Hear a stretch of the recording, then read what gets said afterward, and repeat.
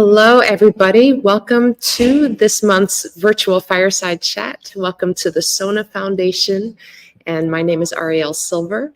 In case you haven't joined us before, the SONA Foundation is a nonprofit 501c3 community-centered arts organization believing that educated songwriters are empowered songwriters. We create programs to support songwriters in career development, financial wellness, and mental health.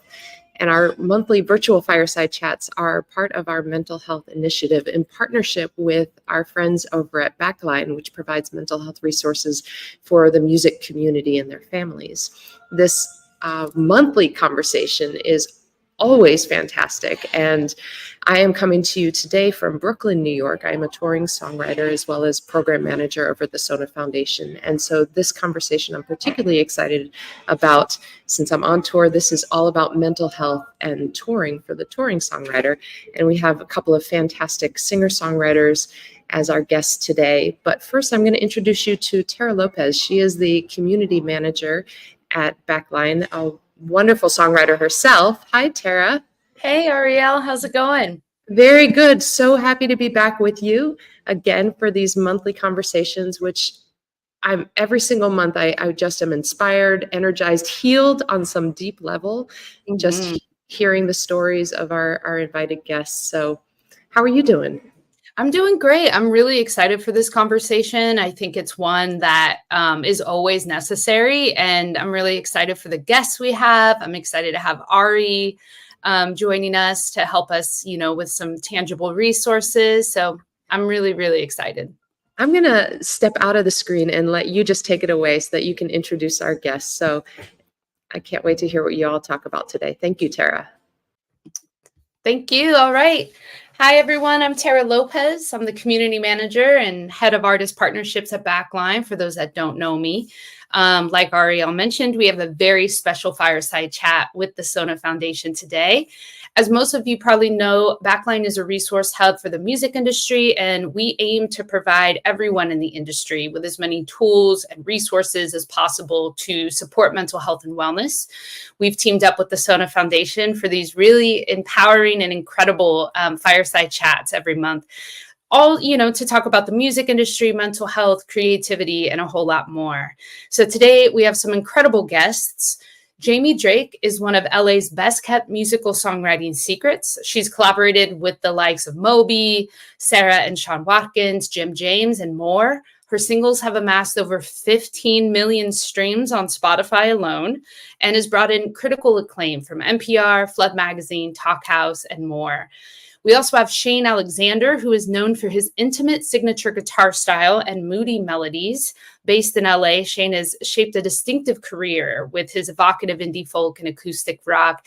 He's toured extensively as a headliner, so I'm really excited to hear his perspective as well. He's supported Bon Iver, Lucinda Williams, Seal, Jewel, and has developed a loyal international fan base. And his music has also gained tens of millions of streams globally. And lastly, we have Backline Clinical Director, Ari Jacobson. Ari is a vital Backline team member who is just so instrumental in helping Backline's clinical network grow to help serve the music industry community. As always, Ariel from the SONA Foundation will be moderating the chat box, so please feel free to drop any questions that you might have in the chat, and we'll make sure to try to get to them. So today we're talking about mental health and touring. Touring songwriters specifically. How are you both doing today, Jamie, Shane? I'm doing great. Thank you, Terra. Great to be awesome. Not currently on the road, but I just booked a flight an hour ago for some summer stuff. So here we go again. Yep. It's about that season. And hi, Ari. Thank you so much for joining us. Of course. Happy to be here. I'm so excited to have this conversation. I think it's something that we hear often a lot from folks that come through the Backline case management submission process is a lot of questions and a lot of struggles from music industry folks who are on the road and touring and trying to navigate it all. So I think this conversation will help a lot of people. So thank you so much for joining us and for being open to talking about the highs and lows of being on the road. You both have toured extensively, headlining shows and also supporting acts as well. Um, how does the lifestyle of touring impact your mental health, positively and negatively? Shane, if you want to go first. Well, I've been doing it for a while. This year actually makes 19 years that I've been touring internationally, and I've been married and a dad almost all of that time, which makes everything exponentially more weighty and insane. But I've always had a very great support system.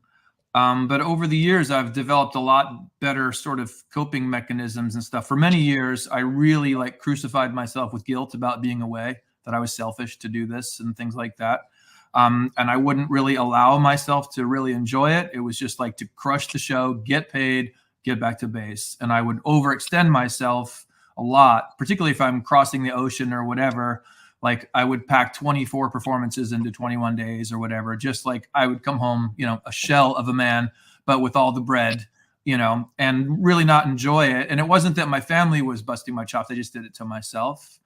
And I remember like a particularly low point. I was touring with the late, wonderful Lisa Marie Presley. I was in Canada and I was in my hotel and I saw this guy. I was in the gym in the hotel and I saw this guy with his little baby in the pool. And I had a little daughter at the same age. And I'm like, I am completely miserable, San Diego. It was like really, really hard to be away. And then as things have progressed, in terms of Skype, and now, of course, we can FaceTime, and these things have really changed considerably since I've been touring. Our rock and roll forefathers, they just started relationships and families out on the road because there was, a payphone every 1,000 miles or something, And so in that regard, I really, again, I've come full circle, and now I don't have the martyr complex to like really beat the hell out of myself. I'd like really try to enjoy it and savor it. And that's something that had to be learned along the way, just being really kind to yourself. You have to be your own best friend when you're out there, because I refer to like the werewolf thing. You're waking up when they're going to bed and vice versa, particularly you're 9 hours away from home, time difference. So you can really start to feel like an astronaut out there, And so rest and exercise and good food and, again, self-care, usually I'll get a massage or something at some point, just kind of spoil myself towards the end of the run for the home stretch, just being kind to yourself and trying to really enjoy it and remember that it's a gift to be able to be out there, to be doing this thing. And, also it's not a recital. If something goes bad, let it go. Don't, I used to crucify myself if I made a clam, particularly on a big stage or something. I was merciless to myself. And so over time, it's just like, shut up, have fun. I always tell all my friends, rule number one is have fun. If it's not fun, why are we doing this?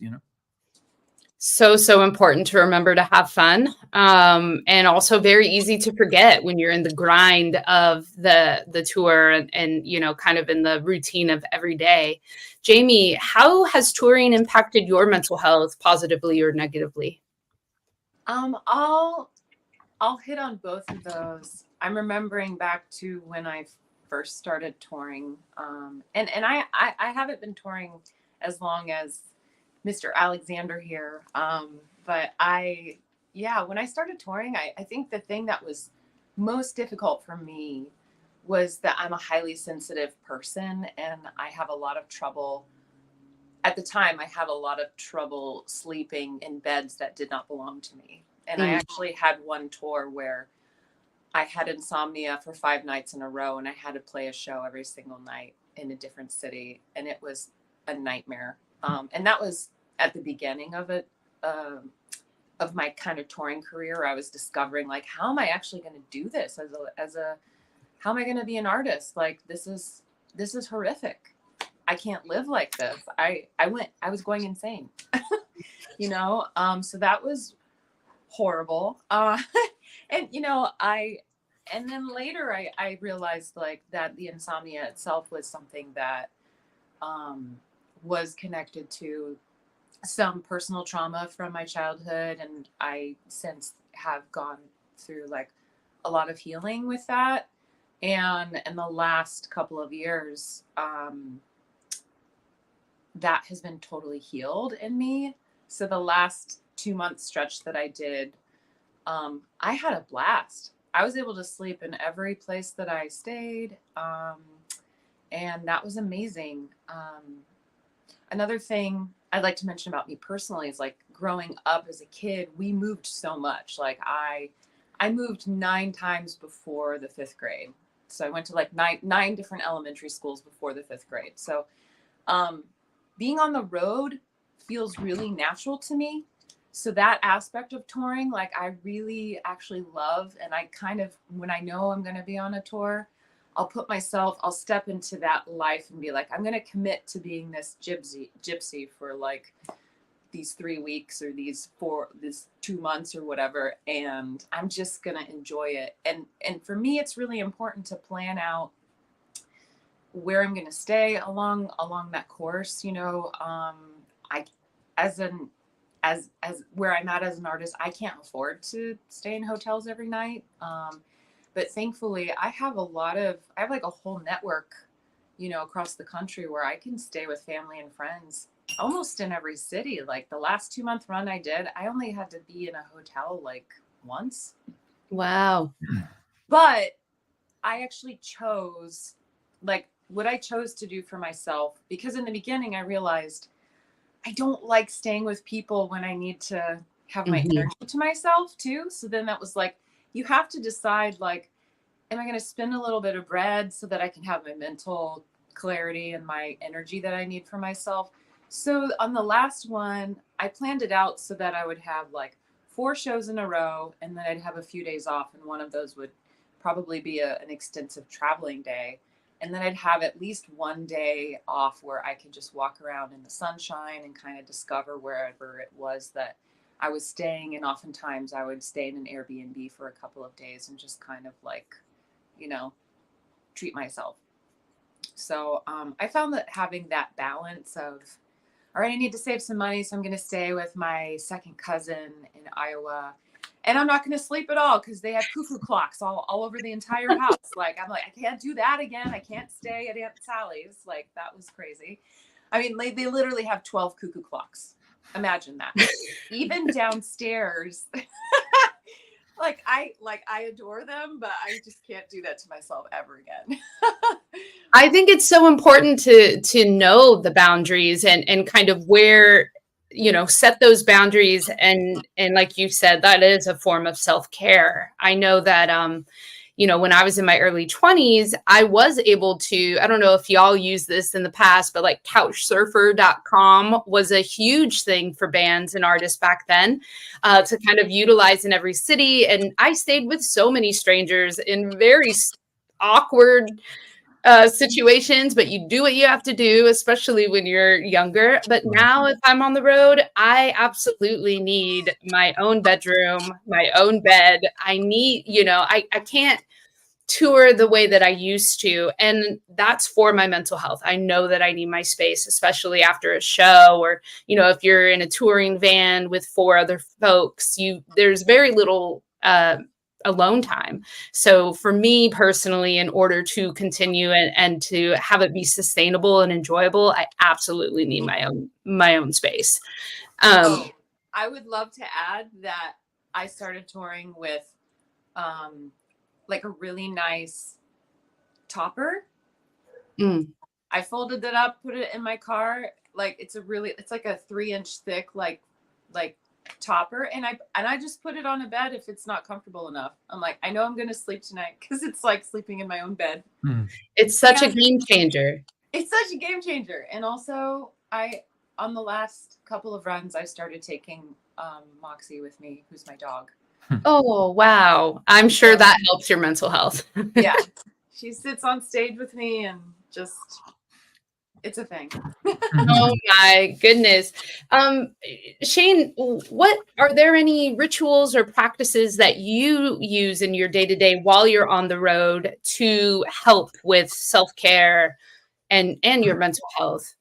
Yeah, I have a few. Well, first and foremost, I'm a Buddhist. I've been a practicing Nichiren Buddhist for 26 years. And so like you know, I have the practice is called Gongyo, where you chant in the morning and you sort of recite some sutras and stuff like that. You do it morning and evening.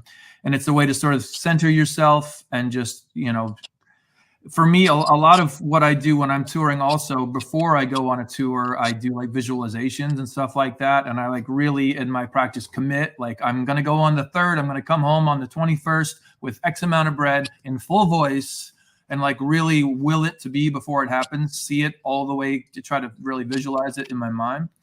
And then again, to your point about having your own place in your own room and things like that, I like to be alone when I'm on the road, particularly after a show and stuff. You've got to keep your voice together. And if you're hanging out with a friend or, heaven forbid, a fan or something, they're hosting you, but they want to talk all flipping night or smoke cigarettes all flipping night. Yeah. And you're like, dude, I got to get up tomorrow, So I used to do that shit, and no, pardon my French, but I don't anymore, And so again, I get up in the morning, I do my gongyo and stuff.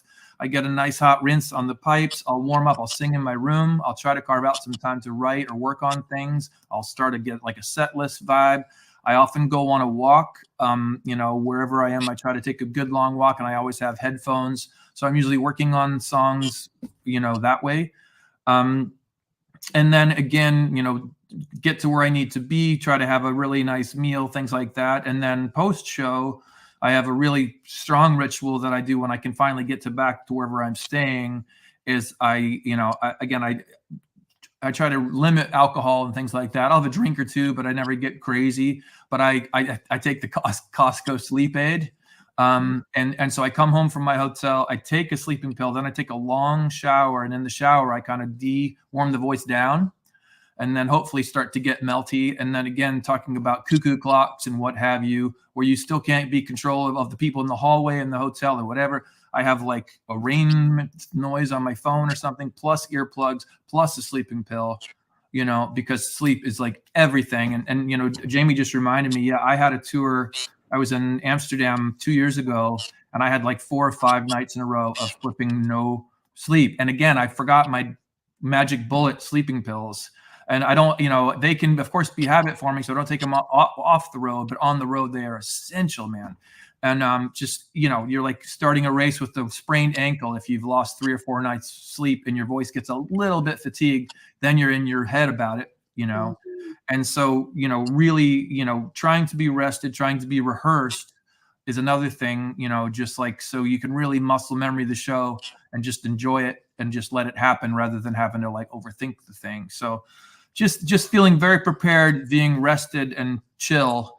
And then again, getting into this poetic mind space where I just look around and really marvel at this is my life. And just really, I'm really to that place now, where I really do enjoy it. And like Jamie, I have friends and family and everywhere. So I can throw a Frisbee and find a lovely person who will, take me in or drive with me or whatever. And so that's really lovely too. I always tell my, family, like if I drop dead tomorrow, there's this underground railroad around the planet of people that'll like give you the keys to their house, and that's what, Jamie does it too. Jamie and I are longtime friends, but like it's team building. You have to go out into the wild alone and come back with minions, it's just the thing, And, obviously I've toured with the band too, but in the modern world to make a living, you have to go it alone, I think, unless you're really, really, really crushing it. Even with the full band and a hit record, that's really hard to make the numbers work. It is, especially I find post-pandemic where I feel, everything is just more expensive and things are a lot harder. You mentioned your voice, and we're all singers here. And I think a really important conversation that I don't hear often enough, but I wish that we would talk about it more, is as a singer, I personally experience extreme anxiety around my voice, my vocal health, especially if it's a longer tour. I really worry about, having those conversations post-show with fans or at the merch table, having to yell over music.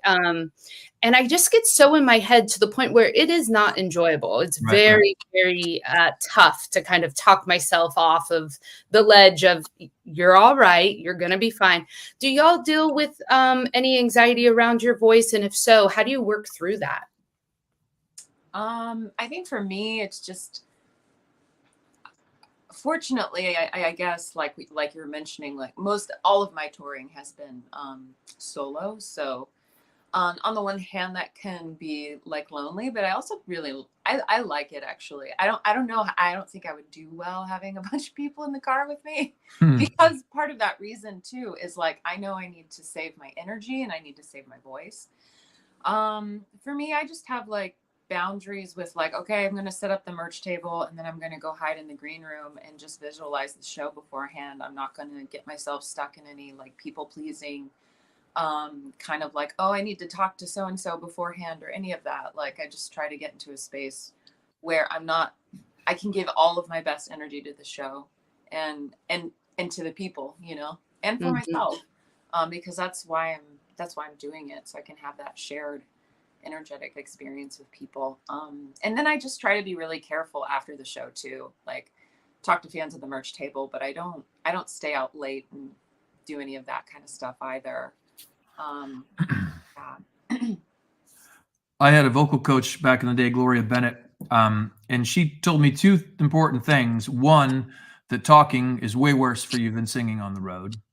And also, like, you think, oh, it's a long tour. How's my voice? If you're doing it right, if you're singing correctly, your voice is going to get stronger. You know, Right. There's that thing where you hit like that 3-week mark and you're like, oh my God, I'm Yeah. incredible. You know, like, I don't want to go home. I'm so good, you know. Right. I'm the best right now.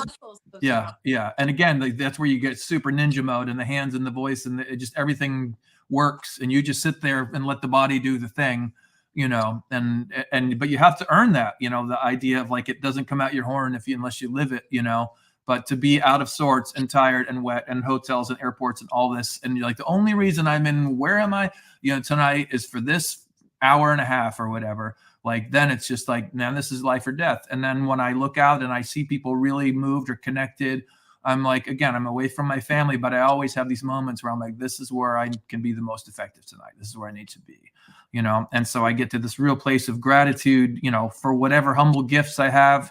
And like the fact that I've had the chutzpah to stay with it all this time and still do this insane job. You know, I just had lunch with my friend Chris Pierce yesterday, and we've both been, you know, friends and compadres in the business for so long. And we've both had like the highs and the lows, you know, for years and years. But we always marvel that, you know, to be in the middle of your life and you can have a sushi at any given Tuesday, I can pick up and do whatever the hell I want is really rare. So many people are stuck in the gig that they hate. And we're basically living the teenage dream, you know, well into our lives. And, you know, so I don't take it for granted, but at the same time, I try to be really professional. I'm always rested. I'm always on time. I want to kill. I want, you know, people come out into the night and, you know, in Europe, they take 4 trains and walk 2 miles to the show, you know, and like they hug me with their freezing cold ear. And I'm like, man, you know, these people are going to get a proper show tonight. You know, I'm so grateful that people come year after year. I want to show up and make them super stoked. And so I do take it seriously. I try not to like completely be cruel to myself about, you know, having the bar super high, but I am, and I do. But over the years, I've just gotten to a better place where I feel more confident in my abilities and things like that. And I always say too, there's like 3 legs to the stool: your voice, your hands, and your banter. And so if one is flagging, I lean on the other 2, you know, and on the nights when all 3 show up, it's just green light city, you know? Oh, I love that. I love that quote. That's a great thing to put in the back pocket there. I like that. Yeah. Let's talk creativity. Shane, you mentioned you have a plethora of rituals that you and practices that you implement before the show, after the show. And you mentioned creating and writing. Jamie and Shane, I'd love to know, are you able to create on the road? Is that something where you have the headspace, or maybe you get inspired, or is it something where you fully just kind of focus on touring and it's a separate thing? For me, I definitely, unless the spirit moves, I'm not going to be creative in general, really. Like I'm not that kind of writer that's gets up and makes myself do things here and there. So once in a while, like if I have a co-write planned, but even still, it's always like, hey God, what do you want to say through me? Or like, you know, just being like a channel for that. It's not for me. It's not something I can contrive, but yeah, I have a tendency to like, you know, go into those seasons where I'm like, I'm making the album right now. I'm like, I can't plan it though necessarily. Like I feel when it's that season where I'm like, oh, I'm writing this now. I wasn't planning on that. It's just coming out of me. And oh, I guess I'm making a new record. Wow. And then, and then I have an agent. So if he's putting a tour together, then I guess that's going to be that season. So when I'm on the road, I feel like it expends a lot of energy to try and be creative when I really want to just like save everything for the drive that I'm on, and like, getting to the venue and getting to, sound check and getting to the show itself and then getting to the hotel and like getting into that rhythm. I kind of like, I don't really worry about being creative so much when I'm on the road, unless it just hits me like lightning, Right. I was going to say, because I do travel alone by myself, alone quite a bit. One thing that I find in terms of creativity is momentum is good for me. So walking or trains, for the longest time when I'm in Europe, I would always get, they call it like a mezzanine car. It's the car between cars, where it's usually I can have it to myself, and I'll pull my guitar out, on a rainy 6-hour thing across Germany that's just so poetic, and I'm homesick and tired and whatever. And I just put my phone on the thing and hit record and play and scat ideas and stuff. And then I've done that for years and years. And then when I come home, I got an 11-hour flight with nothing to do. And so I start to go through these things, and I always put like a red heart on ideas that are juicy and come back to them later. And so I've written a lot of stuff that way. Again, in the train with the guitar, or walking, like sometimes I'll hear a melody or I'll start to get words. And I'm always the guy walking like a maniac down the voice texting myself, but I just like hoard nugs and then come back to them later. So I don't often finish songs on the road, but I start tons. And then suddenly you get that divine 15-second riff that you come back to that. And you're like, oh my God, what is that? And you can hear a train whistle or somebody talking, but there's a little kernel of something. And so again, I have to be alone and I have to have momentum, like, I don't know why, but I always say like, yeah, I have that, I don't know, that seeking spirit. And I just like continuity, and the world going by just really puts me in a poetic kind of headspace. I love that. There's so many ways, to tour and to create, or to just observe the world while you're on tour, and then come home and then create. I find myself kind of in the middle of both of what y'all do. Ari, I wanted to bring you into the conversation as you tour solo. What can artists do? How can they lean on their support systems while they're out on the road? If they're facing, isolation and loneliness, how can they utilize these support systems? Or what is a support system? What can that even look like? Sure. So the number one thing would be to spend a little bit of time before you go out on the road and kind of figure out what your tour is going to even look like. As we have already kind of mentioned here, one of the biggest things is in an evening, you could go across 3 different time zones, and suddenly your biggest support is asleep when you're up and really needing some help. So to be able to kind of look across the country or even the world if you're traveling internationally and saying, oh, when I'm in this place, who might be available, and then also giving them a heads up and just saying like, hey, I'm going to be in this town. I might just need to check in, say hi. You might just get a text from me. And that's really a good thing to do, because when the time comes that maybe you do need some support, you don't have to spend the time figuring out who it is that you're going to theoretically bother. You have that already kind of set up, so you have it planned, and it's just a second nature to pick up the phone and go, oh, I'm in Chicago. I need to text this person. Also, there's a lot of industry supports that exist. Backline has support groups that are online for those who are struggling with any kind of addiction. There's a lot of 12-step groups that exist, and everything between. So being able to kind of spend some time and saying, oh, I'm going to be in this city. I wonder if there are any virtual support groups that exist. I wonder if there's any in-person stuff that exists, and kind of mapping some of that out. That doesn't necessarily have to be every tour stop. You don't necessarily want it to be something that's going to become a major stress, but maybe including it once or twice on a longer run, just so that way all right, 3 weeks in, I have to spend some time. It's an hour. I'm going to work on myself, and it's going to make sure that I have somebody to talk to who can hopefully understand. But the biggest thing really is just making sure you plan, because as you start to really figure it out and look into it, I think you'll be surprised, even for some people who feel like they don't have any supports. There's a lot of things that really exist out there that are even built specifically for those people who feel like they have nobody. Mhm. I love that. I love the idea of trying to find, whether it's virtual or local, in, you know, some of the cities that you visit, being able to kind of reach out and find that direct support. I think that's so important. Jamie and Shane, have you ever experienced burnout while you've been on the road? And if so, how do you cope with that while you're on tour? You go first. I mean, I suppose when I couldn't sleep for those 5 shows in a row and still had to drive and also not sleep, when I came home, I still had like a lot of issues with insomnia. I had like a really kind of strange experience that led to all of that. I still couldn't, I struggled with insomnia for another 6 weeks after that, which was crazy. But I guess you could say that was burnout. Yeah. Lack of sleep for sure will bring that on.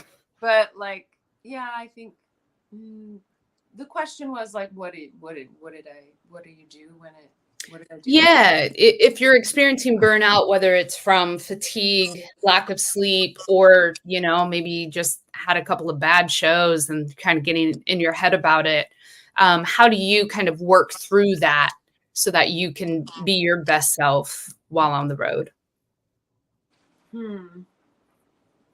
I think I've had to come home from a tour and in retrospect kind of have the space to heal from those experiences. I remember another tour where I was opening for this band and their fans were really young and they just talked through all of my performances and it was so awful for my ego, I suppose. It was just like, it just made me feel like, why am I even doing this? Why did I invest so much of my time and energy in like going out and being and like doing this, believing that I would make more fans, and these potential new fans are actually just talking over me the whole time. It was horrible. I mean, I think every different circumstance, you kind of just figure out how you're going to roll with those punches, and you grow from those experiences too, because there's always something positive to glean from something that's, you know, kind of a terrible experience. I think a lot of these experiences end up being like a mirror that's put in front of you to show you like, what do I need to work on still in my personal life? I'm trying to think of like a specific things that I do, but I don't know. Lots of prayer, lots of journaling, lots of like ego death and letting myself burn to the ground and be reborn again, you know, like a phoenix. Yeah, I mean, absolutely. That resonates with me. Shane, do you ever experience burnout on the road? Yeah, I guess I have, but kind of to Jamie's point, like you're always, there's so much to do. You know, you have to get from A to B, often by yourself, sometimes in places where they don't speak your flipping language, you know, which is just madness, you know, and then you got a social media post about it. And then you got to check in on the kid or what, you know, there's so much that like the burnout comes when you get home and you're like, holy hell, you know, like give me 3 days of, you know, 18 hours of sleep.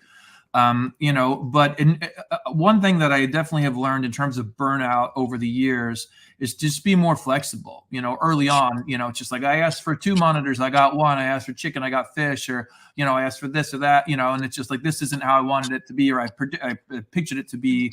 And then you get, you know, you can get in a loop of like negative vibes. And so I have definitely learned with time, just like ride with everything, and then just like the road will kind of open up before you if you're just open to it and not too strict. You know, just be flexible, savor everything, you know. And again, you have to be your own best friend, like you were saying, you know, the idea of like you're completely 9 hours out of time with home or a lot of your pals or whatever. you know, and also, again, if you get into a place where you aren't happy, like, you have to reach out to somebody. You know, that's where people get into real trouble, if they go to that place and they don't reach out, you know, then things can get weird super fast, you know. And, you know, as a, you know, I'm an artist and I'm also a producer. And so, you know, in being a producer, you know, I get into a mentor position. So I have a lot of friends that are working artists that I check on all the time. You know, some are brilliant and bipolar as the Dickens, you know, but brilliant musicians, great hearts, but they can vacillate so widely, you know.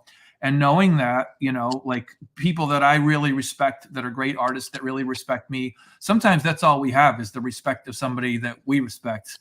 You know, it's just like quantifiable numbers or things like that.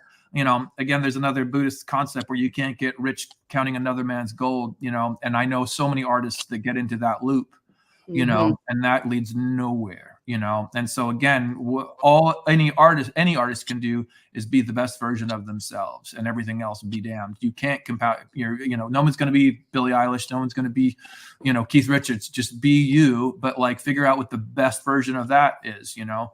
And I think so many artists are just screw ups in general. You know, we're, again, the werewolf thing. We're not the average bear. We can be lazy or late or this or that, but I'm always like, in one thing, in this, just be a killer, like, show up and do your best. And then as you do that over time, you start to have self-respect, because you've like, wow, this is a really weird vocation. But when you start to get some things through the hoop, you know, it's just like, oh, wow. You know, my first big tour was I toured with Jewel, and, you know, her audience didn't know who I was, and I was very well received. And I always say, you know, that was the carrot that I've been chasing ever since, because I'm like, oh, wow, I can do this, you know. And so every once in a while you get some validation from the universe to keep going, you know. But again, like, you can't compare yourself to others, and you can't, you know, begrudge something that happened yesterday. You just have to keep moving forward with gratitude, and, you know, also just like a mission to, like, you know, to like touch people with the music. You know, I think just by putting out that vibration, like, it attracts a lot of fortune. You know, it's not a, you know, I'm not trying to, like, my ego, and I never got in it to be famous. I just want to be great. I want to be a really great artist, you know. And so I have my own yardstick for that. But I do my utmost to keep, you know, sharp and rehearsed and keep it coming. And in that regard, I'm so grateful to still be inspired to make records. You know, I'm finishing my 8th record, and, you know, it's madness, but we're still here, and I still love it. You know, it's a beautiful thing. That's incredible. Congrats on 8 albums. That is such a feat. That really, really is. Thanks. Both of you touched on post-tour. Post-tour blues is a real thing. I've experienced it many times. Yeah. A lot of my artist friends have as well. Have y'all experienced it? And if so, how do you take care of yourself after a long tour? Go ahead, Ma. You go. I'm thinking. Well, you know, it's funny because, again, I do go to Europe a lot, and I've been going since 2005. And in recent years, like, I've gone ahead and spoiled myself. You know, I feel like I've earned it, you know.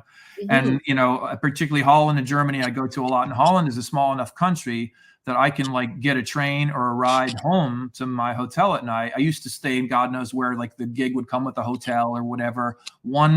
So many Europeans or places are like a single bed with one crappy blanket, literally this weird blanket sheet thing.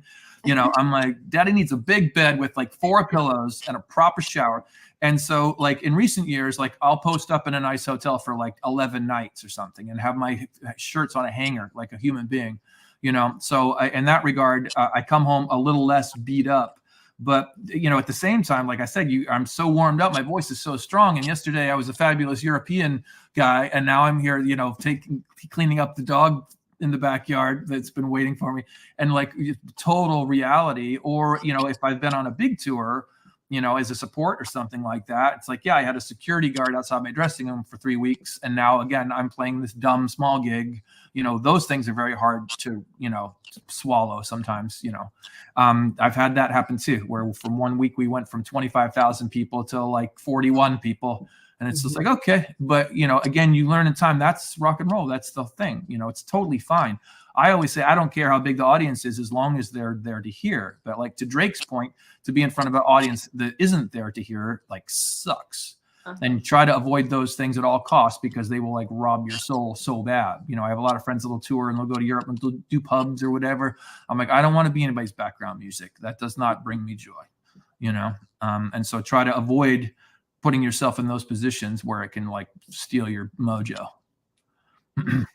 But yeah, just, you know, again, coming home from tour and looking back at it, you know, just, again, I've just really tried to get myself into this place of wherever I am, whatever's happening, to just like seek gratitude, find the joy in it, let go of anything negative, and just get on with it. You know, just like don't harbor any regrets. Take whatever it is, you know, the concept of turning poison into medicine. If you completely fell on your face, which I have done a couple of years ago, I played in Germany and crushed this show. I was supporting my friend. We were doing venues from about 900 to 3,000. And we did this venue 2 nights in a row. I just crushed my show. I was so cool, guy. And then I'm walking up the stage, and they killed the lights, and there was a monitor upstage. And so I dumped in front of like 900 people. I split my lip like pat onto the skin, right? Oh, no. And so I'm in, where was I? Bielefeld, Germany. I had to got me an ambulance, you know. And I had to get stitched up. And the next night, you know, we were playing an arena show. And she's like, well, you can't sing tomorrow. I'm like, oh, I'm singing tomorrow. She's like, well, you can't move your mouth. I'm like, so I'm like trying to like sing for 3,000 people, but not pull, you know, it's insane. God. But I did it, you know, and, you know, again, those are the stories that make it worth living. And sometimes you get your ass handed to you. And again, it might suck that night, but looking back, it's just another, you know, anecdote of a madness that is a career in music, you know? Oh my God. That's amazing. Yeah. I would say for me, I'll just speak to that, I guess, where I currently am. And I did have a 2-month tour that was going to be happening this spring. But strangely, some auspicious things have taken place. At the end of my last 2-month run that I did, 2 days after my last show, I was in Denver. It was in Denver. I was staying with a close pal of mine in Boulder. And my car just completely broke down for the first time ever. I was like, I've got this really great car that's been lasting me all these years. And I've just got to this point where like my car broke down. I happen to have a friend in that area, my only friend who's a mechanic in that area, which was like wild as heck. I was like, dude, where should I get my car fixed? Like, so, cause I literally pulled in front of my friend's house and there was black vapor starting to come out like as I was like parking my car. So I was like, this is great timing. So over the course of that week, like my buddy like helped me find the right parts. He fixed it. And then I was able to get back to California eventually. And then a few months later, when I did another show up in Nevada City, my car broke down as I was leaving Nevada City. And I ended up having to leave my car up in Nevada City. This was in October. And it was in the garage up there for 2 weeks. I had to get a completely new head gasket. Yikes. Because, you know, what had happened on the previous tour was that my car had been run hot for too long. And so everything just kind of fell apart. So that was a big bummer. and so it got fixed, but here I am, you know, a month or two ago, here I was in this place where I've been traveling for several years, and I got back to LA and my apartment, back into this place of wanting to just like, okay, I'm going to plant my roots back here, and I'm going to be in sort of this settled lifestyle. I'm not going to keep trying to push. And I've been in a really healthy place. And I just think that I'm in a liminal space right now, and an interesting place in time in my career, but also in my personal life, where I'm taking stock of what I've done. I'm really proud of everything I've done. And I'm wanting to make music and deliver that music in a way that doesn't feel like I am in survival mode. And I feel like a lot of the way that I've been touring and kind of pushing feels more like survival mode at this point. And I think I needed my car to break down for me to realize like, I can't keep doing it this way. So I had to cancel the next tour, that next 2-month tour, because I just saw a picture of myself stranded on the side of the road, and I was like, I'm not going to do that to myself, you know. So you know, the healthy thing for me to do is just to choose being able to stay home, be here now, and trust that all good things are coming to me, and I'm in a liminal space between what I've been doing and what's to come, and it's going to be better. I don't know what that is yet, but I'm actually in a very similar space as you are, Jamie. My tour van got stolen a couple of years ago, and yeah, right out in front of my house. And that really set me back financially from having a touring van to now, you know, having to, I'm in a full band, so I can't just drive, you know, a small car. It has to be a tour van. That is really expensive. It really racks up as you rent. And so I'm in a headspace now where I also do not want to be in survival mode while I'm on the road. And I found the last tour I did last year was very, very difficult because I was in that mode. And so I've kind of decided I'm going to step back. I'm going to focus on recording and writing music and releasing it and touring when it feels good and not out of necessity. Because for me, it really created a lot of mental health challenges and anxieties outside of enjoying it. Ari, as we all mentioned, all of these obstacles, which Shane said, be flexible, which is so true. You have to be, otherwise you're going to be miserable on the road because these things come up. Your car breaks down, or you know, one show doesn't sell well. All of these different obstacles, the highs and the lows. How can artists maintain their mental health while on tour on a day-to-day? Like, what are some simple practices that can kind of help them during these high stressful moments? I think the number one thing would really be to kind of establish that really strict routine that you're going to have for yourself. There's a lot of things that can happen on a day of a show and a lot of changing parts that might happen, but to be able to block off some time, either first thing in the morning, whether it might even be waking up a half hour early just to have some time for yourself and even to allow your body to wake up, is going to be really important, just to train your body also to recognize that it's going to have some time for itself. Without being able to maintain some level of routine, you're kind of saying to yourself every morning, like, let's wake up and just kind of see what happens and play it by ear. And that underlying stress alone of not knowing what the next city might look like or what the next hotel room even could look like. Holiday Inn Expresses all look very different, and some of them are really nice and wonderful, and some of them are a lot less comfortable. And so by being able to kind of look at your tour or your time on the road and mapping out and saying, like, this is a day that I know I'm not going to be able to get any time for myself, that means the next day I have to. Or I know I really want to do a second show this day, but is it really worth it for me to do a second show on this part of the tour? Or by not doing it allows me an extra day to travel, which then gives me an extra 3 weeks on the back end because now I'm spacing things out. Then sometimes that's really important. Also, just with that basic routine with like physical activity, so putting in some sort of exercise routine, whether it's yoga or there's gyms that are in hotels that sometimes are really, really tiny, but at least have an exercise bike. It could be going for a walk and just taking in some sunlight. The nighttime schedule that the industry really provides. I think back, my wife, who worked as a bedside nurse doing rotating shifts, she would go 5-6 days without seeing sunlight in the wintertime because she was working night shifts, and she would just be standing there and all of a sudden just start crying. And you'd say, what's going on? She's like, I have no idea. I just haven't seen the sun in a week. So making sure you get out to do that kind of stuff. And then just on top of it, making sure you're eating properly.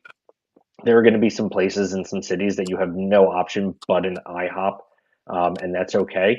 That is still, you're doing the best thing for yourself by still having some food and making sure you're managing whatever it is and you're not skipping meals. But in the cities that you really can be a little bit more mindful and eating a little bit more appropriately, or putting specific things on a rider so that way when you get to a show, there's a salad waiting for you. those little things are going to really stack up at the end to allow you to have more energy at the back end of that tour.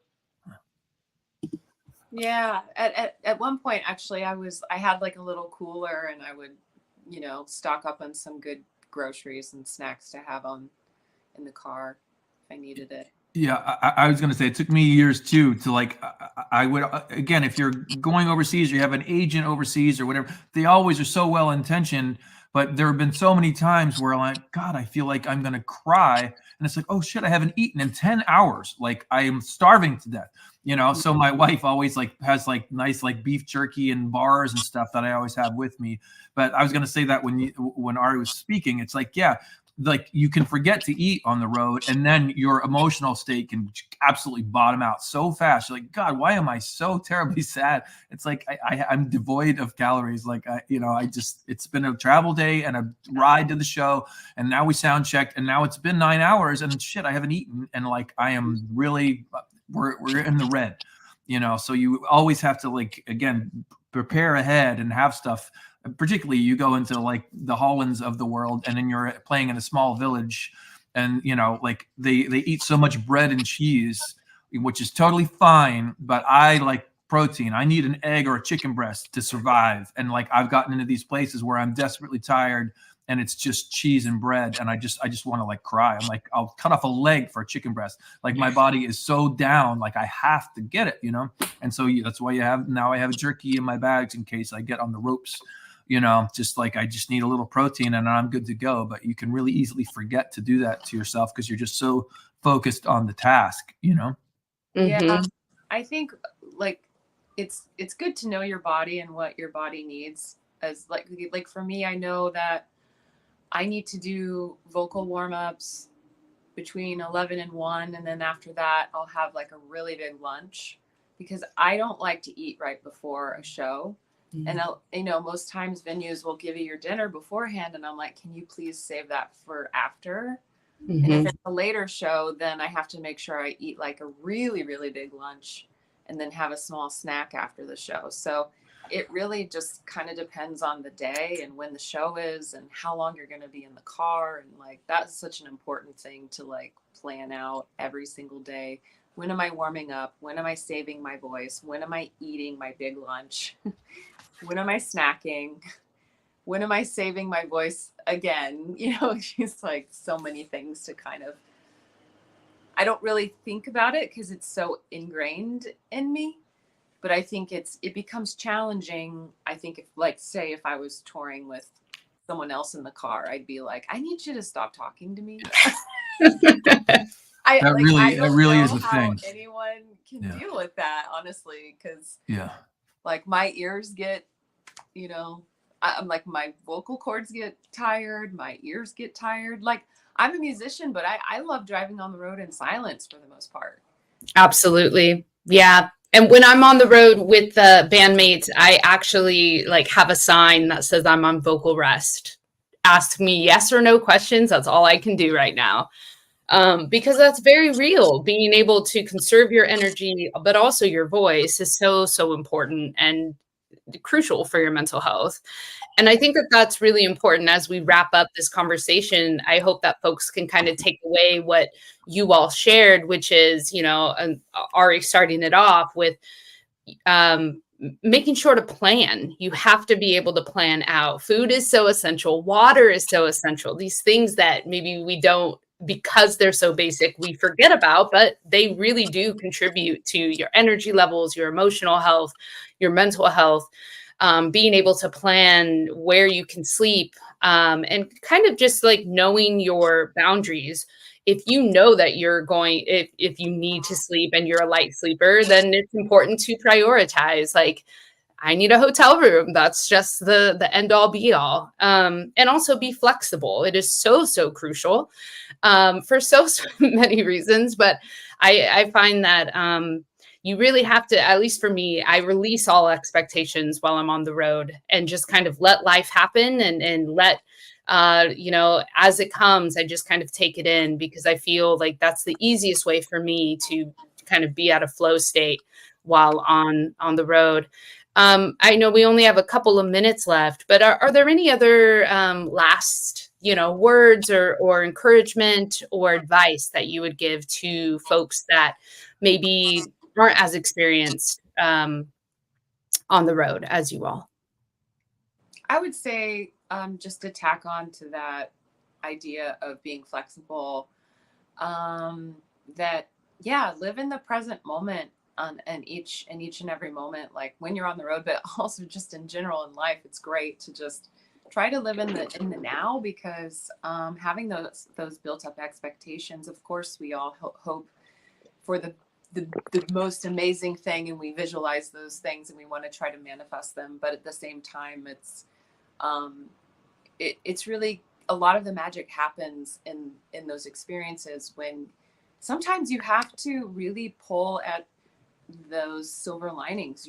Sometimes you really have to look for the silver linings. And so oftentimes I think, like, if you're able to have the mindset where, yeah, maybe some disappointing things happened, but really, like, finding the silver lining and seeing, like, well, that, because this negative thing happened, this other positive thing happened due to that. And, like, always looking for that, I think, has always been really helpful for me. Like, I have a sign on I have a little, piece of artwork I've had since the 10th grade, and it's in the shape of a lemon, and it says, "When life gives you lemons, make lemonade." And that's kind of like my, philosophy on life.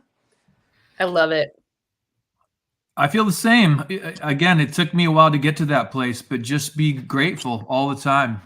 To be an artist professionally is like really unusual and insane, but to do it and to be able to sustain it is really massive. And the trick to it is to just keep coming back to, like, getting joy from it. If you don't enjoy it, you might as well do some other crappy job that you don't enjoy and not put yourself through all the madness of being an airport person or whatever. But yeah, it's a privilege to perform for people, and to have your own original music and original thoughts, to put them out there. And I have so many friends releasing records as we speak, and everybody's like, "Oh, my cover, my songs, we're always like, hard on ourselves." But just like, yeah, just kind of let go and appreciate the process, and just do your best work and be grateful every day. And that goes, gratitude is a huge thing.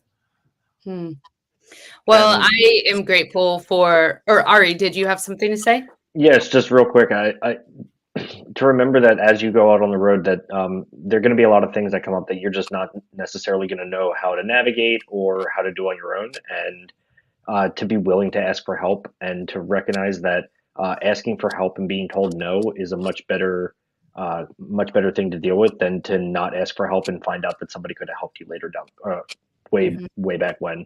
If somebody tells you no, then that's just an answer, and you just have to now find what the next answer might be. So just make sure to ask for help. I love that it's so easy to forget that there are people out there who want to help. When you're on the road, it can be really isolating. You can kind of feel, have this tunnel vision, but it is true. People do want to help, and oftentimes will if you ask for it. Thank you, all three of you, for having this incredibly insightful conversation. I know it's going to help a lot of folks. I know it's already helped me kind of just navigating my own feelings, and also just like having some solidarity that we all kind of go through these same thought patterns and whatnot. So grateful for your time and for all of your advice and wisdom that y'all shared. Yeah, you too. Thank you for having me. Yeah, thank you for having us. Thanks for having me. Thanks. That was me trying to move people on and off stage. But Terra, this was such a good conversation, and they always are good conversations. But as I said before, I'm on tour right now, and it couldn't have been better timing to hear some of the wisdom and just camaraderie from the conversation. I love the talk about vocal health. I wasn't expecting this fireside to get into that, but it was really helpful to hear what Jamie had to say about that, what Shane was saying, and how they care for their voice on the road. Also the creativity, the fact that they each spoke about their own process in such different ways. Jamie was saying, she doesn't put the pressure on herself to work on new material on the road, but when she's feeling the inspiration, then she's open to that. And Shane was like, you know, going for walks and getting on the train and, you know, working on material. And then that flight home, you know, listening to those voice memos. And my last tour out, I found myself doing that plane part, listening to the voice memos on the way back. And it was cool to hear, you know, that being part of someone else's process. Yeah, it just kind of showed me, you know, that there is no wrong or right way to view creativity or, you know, to tour. But I think the biggest thing for me was just, it was so nice to hear other touring folks say, like, you do have to set boundaries. You have to set yourself up for success. And you know, if there's some, you got to draw the line somewhere, just so that you can tour and be your best self, I think is so important. I think we, out of necessity, really neglect our needs when you're young and touring. So as you know, continue and as years pass, I think it's so important to prioritize your mental health and just your overall health. Yeah, you used the word boundary just now. And, you know, that's something that really we don't talk about when we're first going out on tour, or even after many years of touring. Don't really think about the fact that when we're not on tour, when we're in our own, you know, regular lives, I guess, at home, whatever that looks like, our daily lives are set up consciously or unconsciously with a lot of boundaries. Right. And, you know, everything about a routine, how you wake up in the morning, what you do next from the time you get out of bed throughout the day. It's a lot of boundary creation that we've done, and we don't have to invent that every day. It's already created. But when you're on tour, you're waking up in a different place every day. You're interacting with people in different ways. You're traveling. There are a lot of those structures, those boundary structures don't exist. And Right. so how do you create you know, that safe, secure feeling of having boundaries in a way that, you know, that word flexibility came up a lot in this conversation as well. Like, how do you create those boundaries in a way that allows for that flexibility? Because inevitably, a lot about touring is improvisation. Yes, absolutely. And being open to that, which I think is so crucial, Yeah. to have an enjoyable experience on the road. Yeah. Well, Terra, thank you so much for, once again, facilitating a really great conversation. I can't wait to hear, you know, to watch the replay, first of all, which will be up on our YouTube channel, on the Backline YouTube channel as well. And then next month, we're going to have another great conversation. So I'll see you then. See you then. Thank you so much again. Yeah, thank you. And thank you all for tuning in, for watching this either live or on the replay. Please visit the SONA Foundation YouTube channel. You can find those links right on our website, sonafoundation.com. And you can watch last month's conversation about being a woman in the music industry with Kay Hanley and Grace Pettis. You can scroll back to the month before that, where we had a great conversation about unexpected illness with Jennifer Finch and Brian Kennedy. And we've just been doing these since last year. It started last year. So we have a whole bunch of conversations that we've had. They've all been fantastic. And next month, stay tuned for that one. Be sure that you're on our email list and you'll get a notification about how to register and be part of the conversation in the chat. Meanwhile, keep writing and take good care. See you next time.